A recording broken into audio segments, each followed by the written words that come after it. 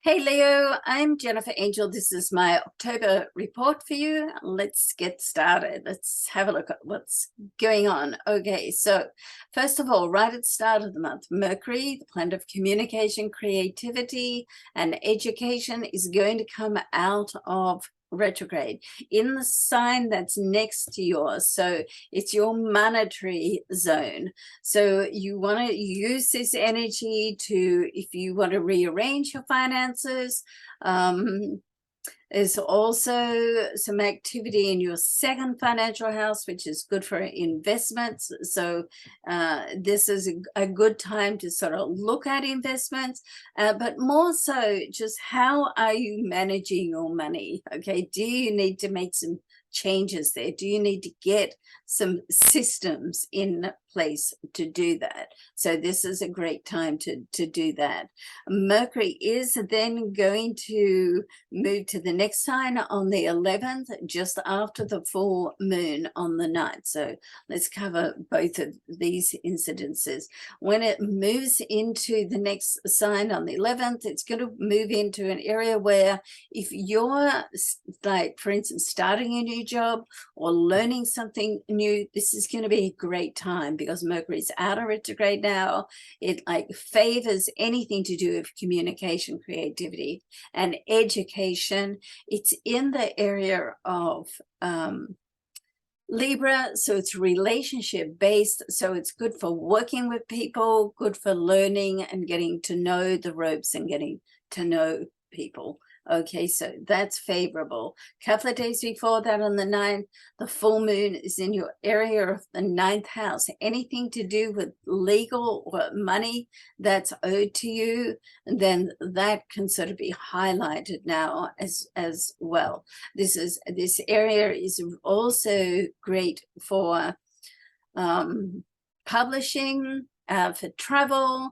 If you're planning a trip away, then this is great. The full moon energy just sort of opens things up, but what the full moon energy does as well is it does prompt you. It's a trigger to let go of the past, let go of anything, because this is your area of your soul as well. So it's like anything that is it's hindering you or keeping you stuck. It's like, here's your opportunity to work with this lunar energy to go, no more. Okay, like, be gone.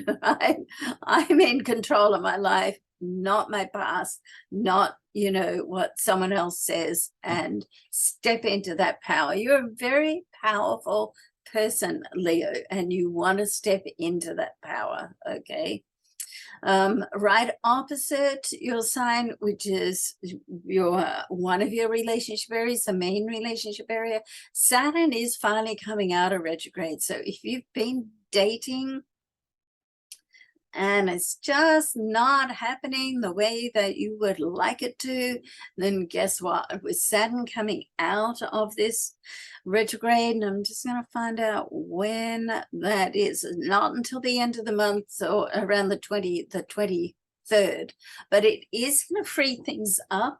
And what I love about Saturn and relationships is that it sets solid foundations in place. Okay, so it's not like wishy-washy. It's not frivolous. It's like, what do you want for a relationship?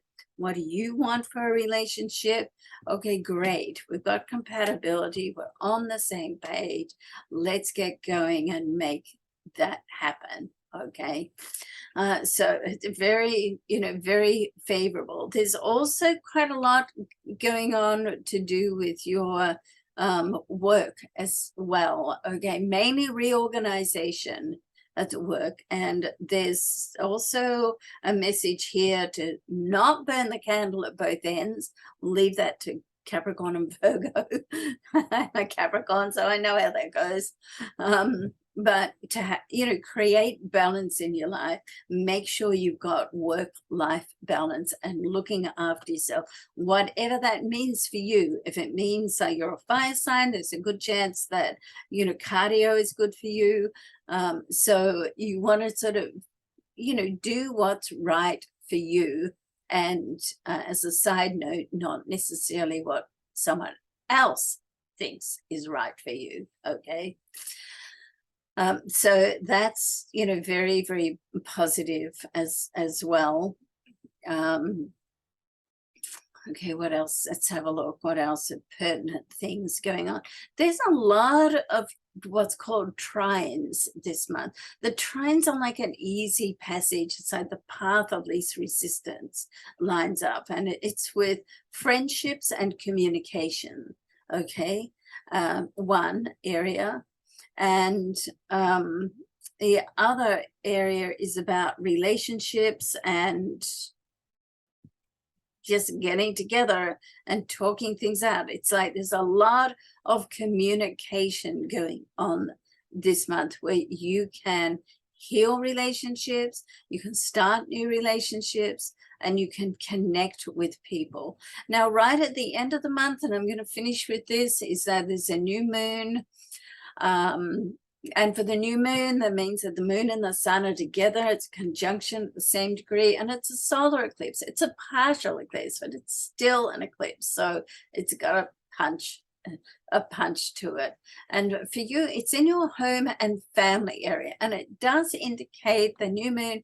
It does indicate like a new start, but because it's an eclipse, sometimes things need to get a little sort of worse out in the open. And because there's so much communication going on in your life and world for October, then it does indicate that, and Mercury will move into that area of your chart later on in the month, right at the end of the month, shortly after the solar eclipse. So it does indicate that there's, you know, there's discussions to be had at home as well. I hope all that goes well. And I hope that something amazing happens for you this month. Thanks for watching. Please subscribe and share, and watch out for my podcast. There's audio you can pick up on jenniferangel.com, and I put the visual side of it on here on YouTube. All right. Okay, much love and vision, and I'll see you again soon. Bye for now.